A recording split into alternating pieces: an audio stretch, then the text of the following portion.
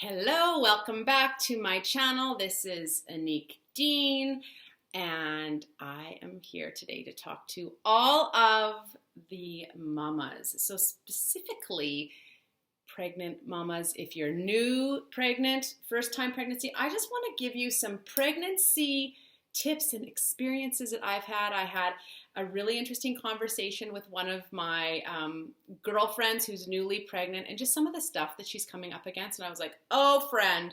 And I was like, I need to share this on my channel. For those of you that are new, welcome. I am a mom of 5 and I birthed them all. My husband and I have 5 kids together. And so this obviously is a topic I have a little bit of experience with, but I'm going to give you 6, I've got some notes, 6 kind of tips, and there's some stories in here. I'm just going to try to not take up too much time, but I wanted to go over these with you guys today. So the first thing I want to tell you is people are going to say stupid things. People are going to say inconsiderate things. You need to ignore it and or set a boundary. You're going to get told you're too big or that you're big. Not that you're too big. Oh my gosh, you're so big, or oh, you're so small. Either is not helpful, right? I was on the too big category always, or so big category. You guys, oh, your body's never going to be the same. Life is never going to get the same. Make sure you get your sleep. You're never going to sleep again. Like, people say these things, and I don't know if it's because they're like unhappy in their own life, but you guys, ignore them. I'm going to tell you, ignore them. I had someone say to me, and I was very pregnant with my second son, and she was young and cute and had no kids and was going to be taking over my class with my students. So she was like the new teacher when I left, and I had my son in March. So it was like kind of partway through the year. And she was in her little high heels and her skirt, and I was in my flats and kind of waddling at that point because I was very pregnant. And I hadn't seen her because she usually subbed for me. And she happened to be subbing for someone else in the school. And she walked around the corner and she looked at me and she was young, right? In her face was like, oh my gosh, you are so huge. And I looked at her and I had my photocopying with me. I put it down on the table. I said, you know what? Pregnant ladies don't like to be told that. And she was like, no. Like, I mean, oh my gosh. And I like walked away. And it actually was quite empowering because I'm a bit of a people pleaser and it's not me to like stand up for myself and say something like that. But you guys, people are going to say stupid things. Be prepared for it and be okay to say, that's not nice. Don't say that to me. Like, that didn't make me feel good. But because you're pregnant, people seem to feel like they can say whatever they want to you because they've either been pregnant themselves or they have a spouse that has been, I don't know. It's like school, but everyone's been through it, so they think they know it all, right? Okay, number 2. Your body will change. It's going to change. It's going to change a lot during pregnancy and after. But your body has memory, and it will go back to where you want it to be if you're willing to eat properly and exercise. I promise you this. I remember specifically, so we have 5 kids, single, twins, and then our youngest. And I remember having a friend, who was just ahead of me in like having babies, and she had 4 kids, and I always knew I wanted a big family, and she looked great. I remember being like, it's possible. Like, if someone out there has done it, it's like that 5-minute mile. Once the first guy did it, hundreds of people did it within the years following. No one had done that ever in the history because they said your heart would explode. And then one person did it, and then hundreds of people did it. Same thing. It's like, once you know that, it's like, it's possible. You can get into shape and still look great after you've had kids. And actually, I'm more confident in my body since I've had children than I was before. Because you also realize what your body does. But I remember looking in the mirror specifically after I had my twins. And now where the room I had with them, we had this like big suite. And usually the mirrors are like here and up when you have a baby. And there's a reason. This mirror was like a regular bathroom mirror, like low. And I came out of the bathtub and I remember seeing myself the next day and be like, and like literally turning around the mirror. And I swear to gosh, my hips had grown double the size just through delivery. Because I had my twins vaginally. And I was like, oh my gosh, okay, it went back with the first 2. There's no way it's going to happen this time. My body has memory. And I just had to keep telling myself that. Like, affirmations are huge, right? My body has memory. It will go back. Your body has memory. Okay, number 3, positive affirmations, you guys. I had very, very bad back pain with my second pregnancy.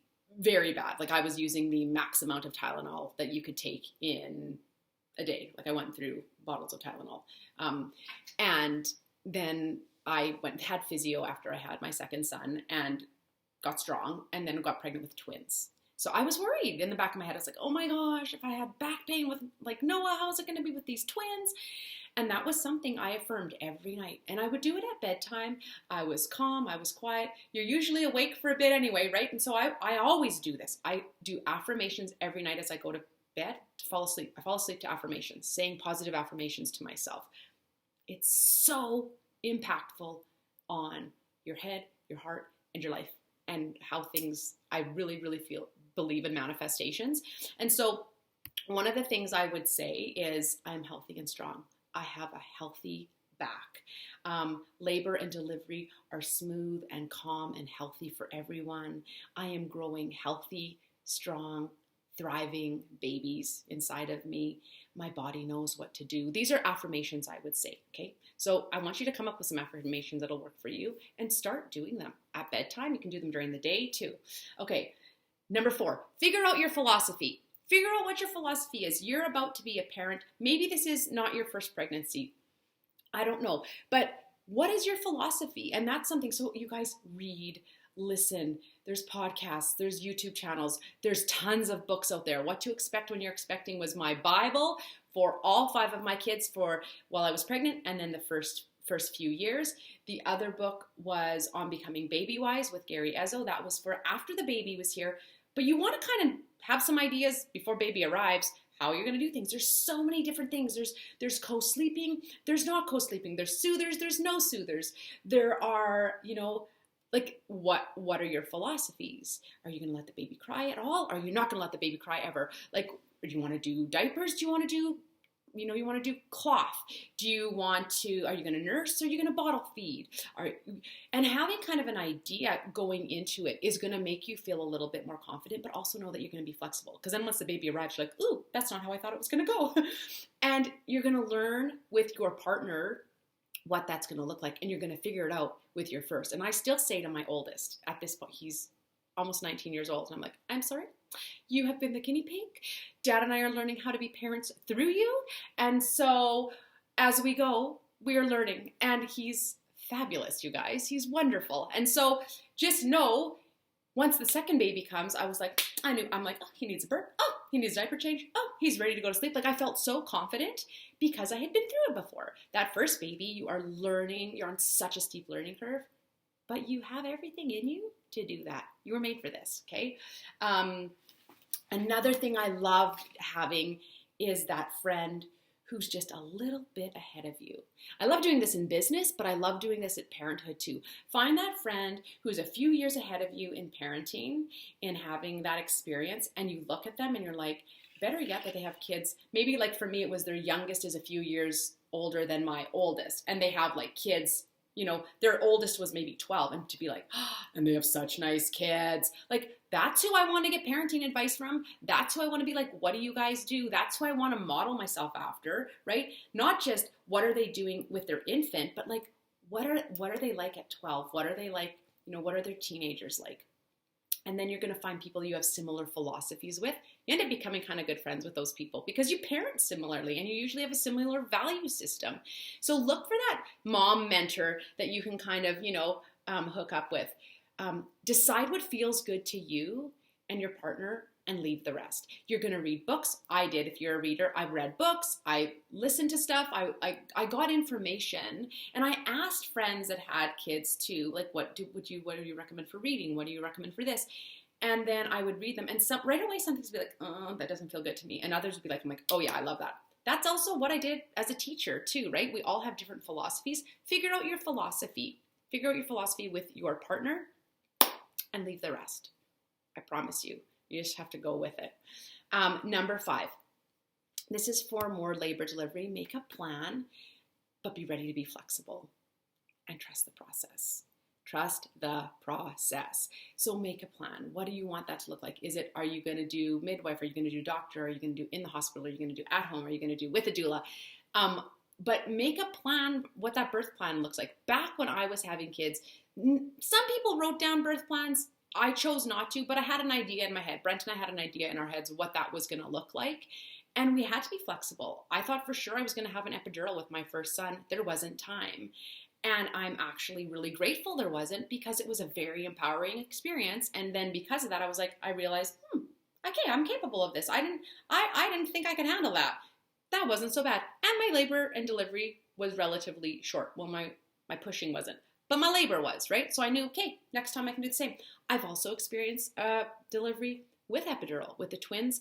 I had a choice, but not really, because my one baby was breech, baby B was breech. So we kind of had to have an epidural in place because there was a good chance we would have had to do an emergency C-section.